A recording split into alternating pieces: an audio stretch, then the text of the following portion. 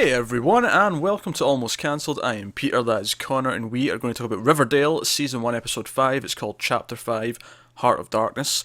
Full spoilers for the episode, as always. I think the first thing that comes to my mind with this one is that somehow we have a worse parent than Betty's mum. Yeah, and it doesn't really surprise me as to who it is either. Well, no, it doesn't. I mean, obviously, she didn't seem to be very pleasant before. But Cheryl's mum in this episode went straight into... Straight up bitch. Oh, it's past that. This is a level of controlling and manipulation, and it's not even manipulation.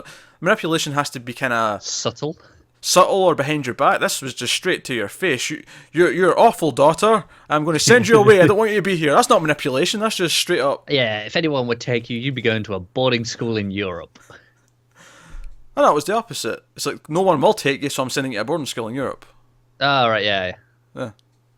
Like, I assume she meant if like a relative would have took you, I'd have just sent you there because it was cheaper. Yeah, I suppose. Even though I'm rich off of all my maple syrup money. I love that there's just maple syrup everywhere. That in this episode, it's mentioned a lot. Yeah, well, maybe that's why. And I'm starting to understand why Riverdale has an obsession with the sticky maple. Yeah, the sticky maple. Maybe that's why. Yeah, because the town's built on maple syrup, and that's why it's such a big part of its history. Anyway, so yeah, her mother's awful. Big spooky house, open with creepy stuff with her. It was actually just a dream, but she was looking at the coffin, and her brother was behind her and all that. Jason. Honestly, though, my favourite moment of this episode, right? So, admittedly, my favourite stuff throughout most of the last few episodes have been the detective-y stuff. And Is this the one where it's the straight-up horror moment? Perhaps. So Betty and Jughead are, being detectives this episode. Really, really proper good stuff. And to the point where Betty's even on a date with one of Jason's old buddies just for information. I mean, she's nice about it, but it's all very... Yeah. Very, very, very. She's slitting. She's slitting for information, and her and Jughead decide. Oh well. So obviously the big event that this episode revolves around is Jason's funeral. So everyone goes to the Blossom house for the wake, and they decide that when they go in, they're going to go and look for some clues. Although I did like that when he said, "Oh well, we're going to have to ask Jason," and Betty's like, "Are you suggesting a séance?" And I was like, coming from Jughead. Yeah, I know. I feel like that's why she said it as well. It's like, I'm not entirely sure with you. You could be suggesting this. Yeah. So they go creeping up to the Jason's bedroom. They're looking for stuff. And I'm not going to lie, this was a proper effective little horror movie moment where the creepy old Blossom grandmother in the wheelchair is like hiding in the corner in the darkness behind the door. Behind the door. It made me laugh as well because just before... They were like, "Oh, is it me or is it cold in here?" It's like, "No, I just dropped about 12 horror movies." Yeah. There's the cold stench of death. I'm assuming she was maybe having a nap or something in the corner and she didn't hear that, but her sitting there like, "Are they calling me old? Like, do I smell of death? Is that what's going on?" Yeah. It was funny though, because before that, because obviously Cheryl invites Veronica over for a sleepover, because Veronica wants to bury the hatchet, doesn't want the rivalry going on. And she invites over a sleepover, and she's having dinner at the Blossoms with the entire Blossom family, as it currently stands. No Jason, because he's dead, as previously explained. It's the whole crux of this show right now. It's a joke. Come on. Let me have it. Right. So, and honestly, the dinner scene from Texas Chainsaw Massacre was more inviting than this dinner. just imagine it from Veronica's point of view. She's at this dinner, and not only does this family openly like berate each other, especially Cheryl, like both the parents are just cruel as hell to her. Yeah. In front of Veronica, which is awkward. You go into someone's home, you're there. You remember maybe from you back when you were a kid and you're a teenager, you're school, and you go to your friend's house for dinner, and that can kind of be awkward enough on its own because you kind of feel uncomfortable. You can't just be yourself at home, that kind of feeling. But add on to that the parents being evil shits. And then the creepy grandmother, who was already creepy. The first time we see her, she's creepy. She's sitting there in her wheelchair. Yeah, and she's just kind of ignoring everyone. Yeah, she's that quiet, creepy old lady. But of course, the big development that comes out of all this is that Polly and Jason were engaged We also found out he was selling a lot of stuff and he was dealing drugs. We were that was implied before. We kind of had that sense that was going on. Yeah, just very, very Twin Peaksy. But it was confirmed in this episode for the most part. And then we had that revelation, which turns out Betty's parents already knew. And she also confronts him about Polly, and her dad tells him... In the first scene at the car, he tells her she tried to kill herself, that's why we sent her away. And I was like, okay. I feel like if I was in her Betty situation, I might have put that together, just based on the sequence of events. I guess. I mean, she's a bit naive, I guess, and she's, 15, and... As the show keeps telling us. Oh, yeah, sure. Exactly. Sure. But it feels like if the parents send the kid away to a hospital on like a rehab-esque thing, either it is a rehab in the sense that she was into something that needs to be rehabilitated, or, I don't know, teen suicide seems like the other obvious option to me. I don't know. I wouldn't leap to that. I mean, a mental institution could be for anything. Well, like, there's all sorts.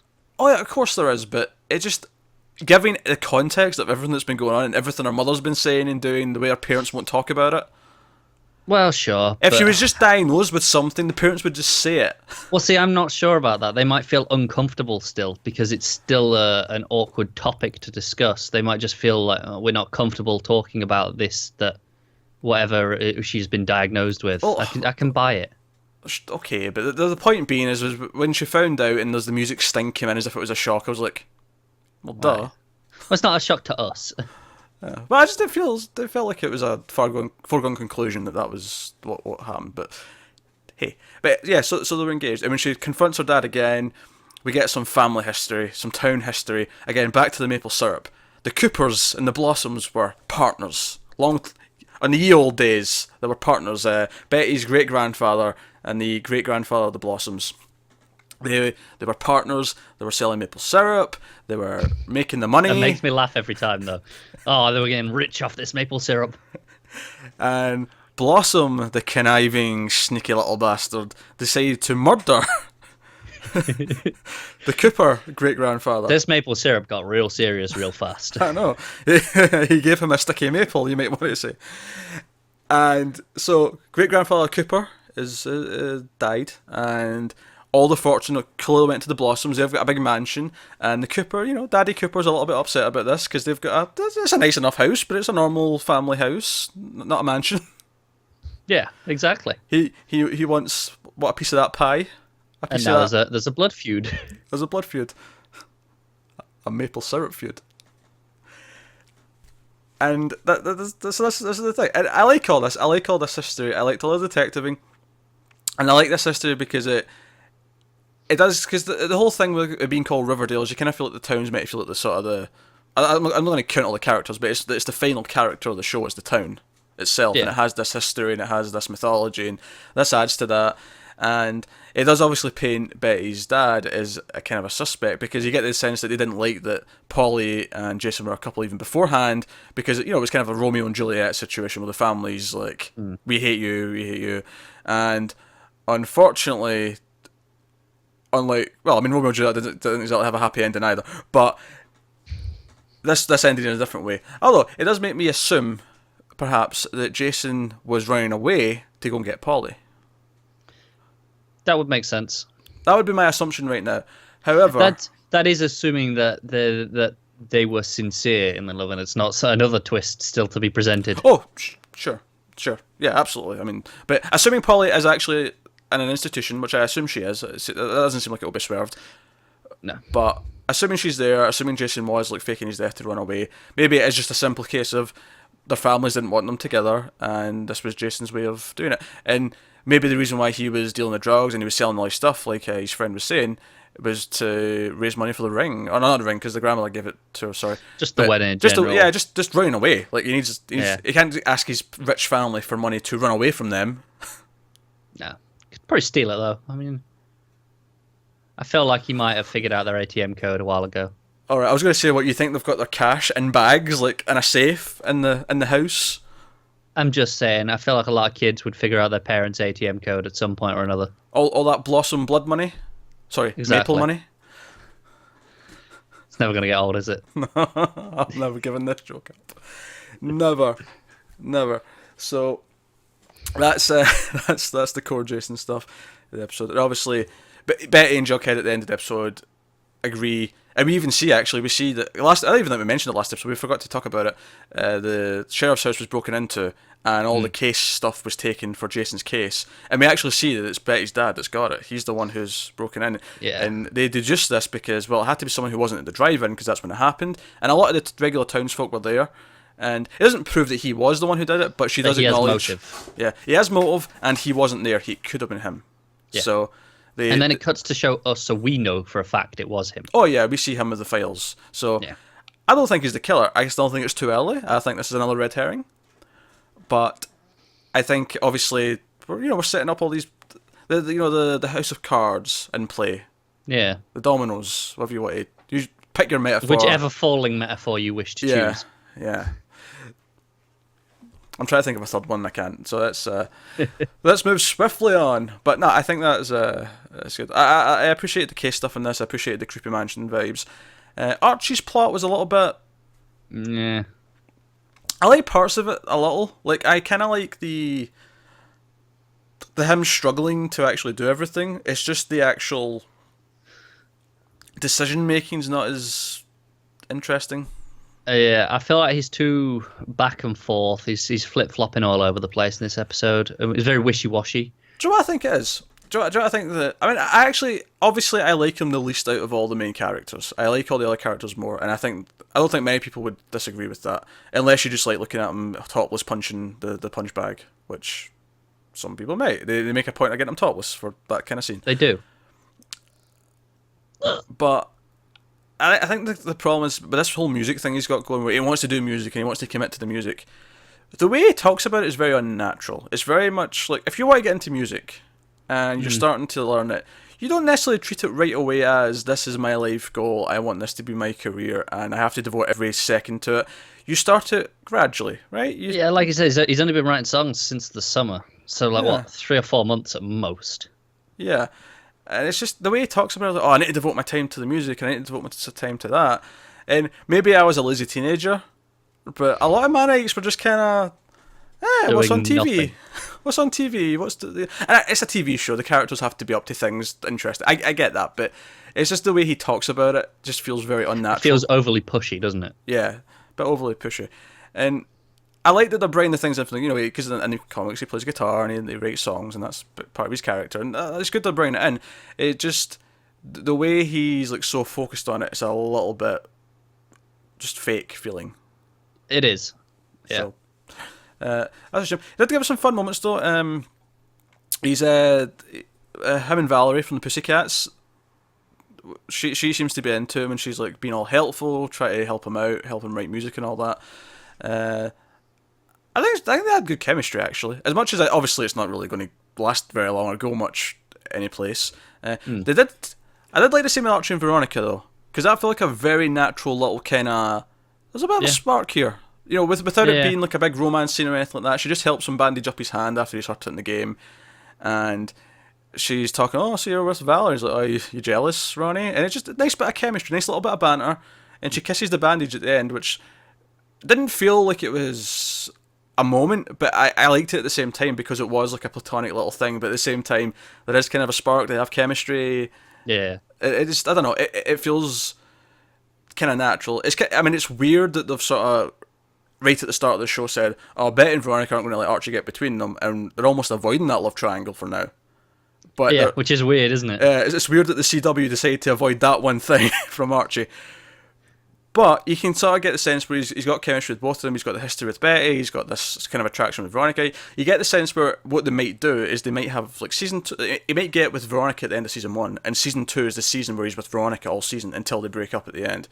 And then season 3 is when he realizes in senior year, Betty's the love of my life. She's the girl next door. You can see it kind of mapping out in your head.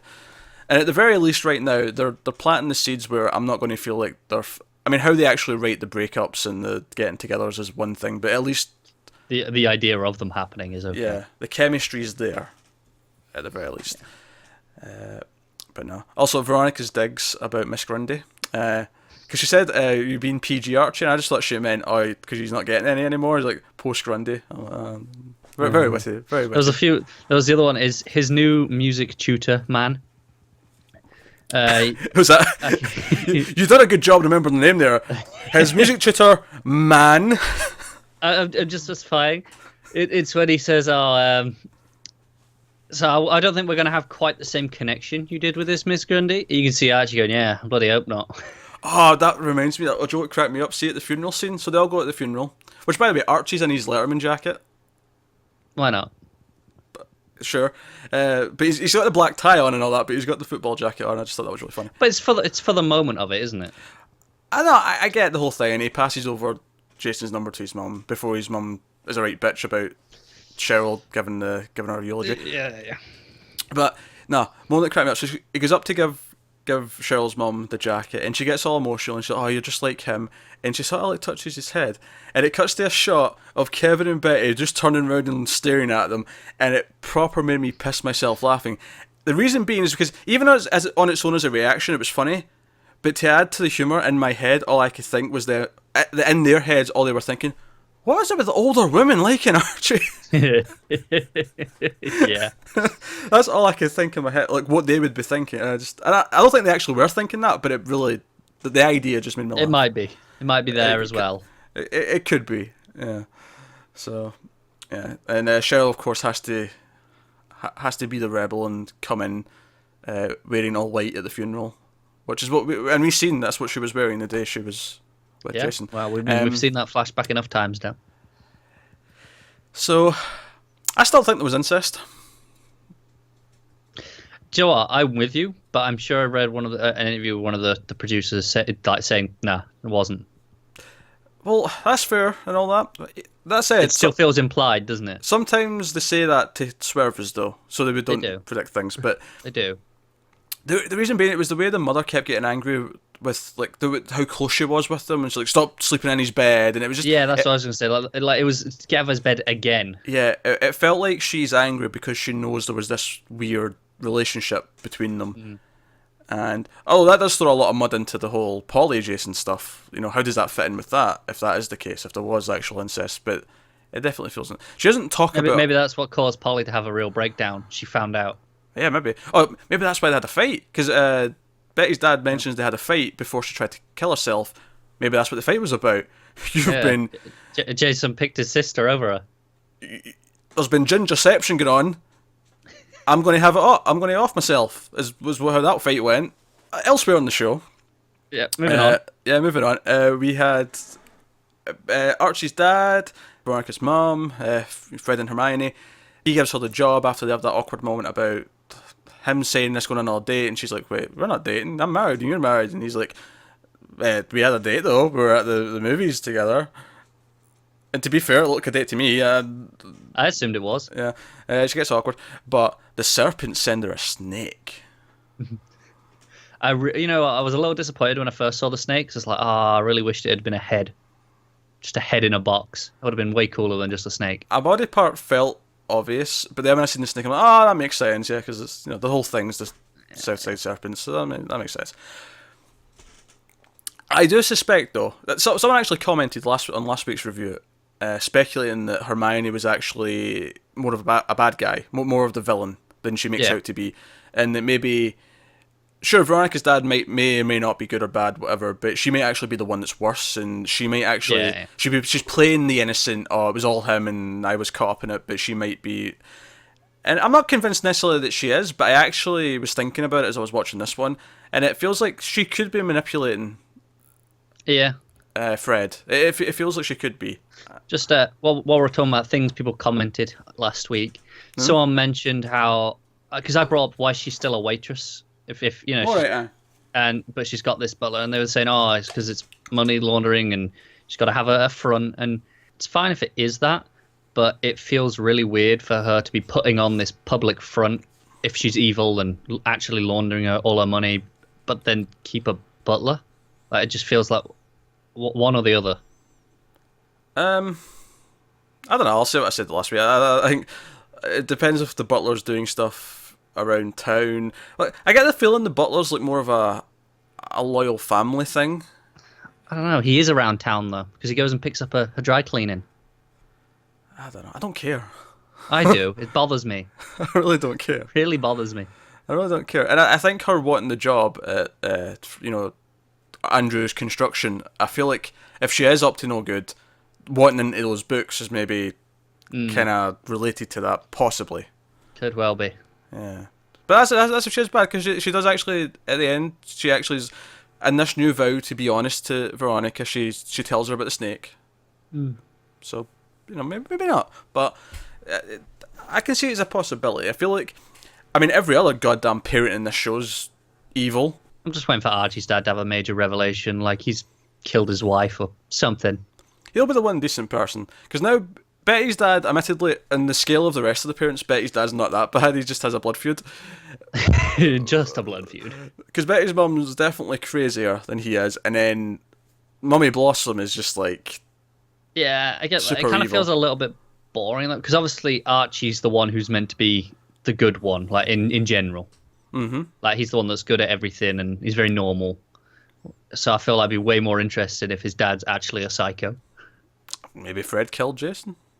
Maybe he did. Maybe that's where we'll go with it. Who knows? But yeah. Oh, and plus Jughead's dad's leader of a gang. Yeah, exactly. so there's that one almost went without saying, though, didn't it? Yeah, but it's just a very wide variety of troubled parents. Yeah, there's a range of dickishness. And then Veronica's dad, of course, is in prison. There's so much going on with the parents in this town. There is. But yeah, that's the gist of it. We didn't even talk about the fact that Archie was against Reggie for captain. Like the coach put them. I can't really care. It's kind of the. I didn't care either, because you knew exactly how I was going to win the whole time. Every other plot was like, oh, we're investigating the murder, or it's Cheryl and Veronica bonding when evil stuff's going on because she feels stuff for her brother. All of it was more interesting. Even Veronica's mum with Fred. But then we're going to go, Archie's going to play some football. Ugh. I don't really care. It's not a big deal. I feel like it doesn't take up enough screen time to actually annoy me that much. No, but it sticks out against the rest of the episode still. It sticks out, but it doesn't overshadow. Like we talk sometimes on other shows where one plotline will dominate it too much, and because it's the plot you don't like, it interrupts with everything. Whereas here, I feel like everything else got even screen time to it, so I don't feel like, because ultimately we had like 4 plots in the episode. We talked about 4 strands there, and yeah. This was definitely the small one. Well, I guess that's Riverdale this week. Let us know what you thought of the episode in the comments below. You can like and subscribe and all that stuff. It helps us out a lot. I've not seen the movie this one's based after, or not based after, but named after. Yeah. Because I know what it is, though. It is the documentary about the making of Apocalypse Now. What was it called again? I've forgotten. Heart of Darkness. Oh, yeah. There you go. That's Riverdale. So thanks for watching, guys. Get us on Twitter at mild_fuzz for channel updates, individual Twitters on the screen for general ramblings, and that's about it. So thanks for watching. We'll see you next time.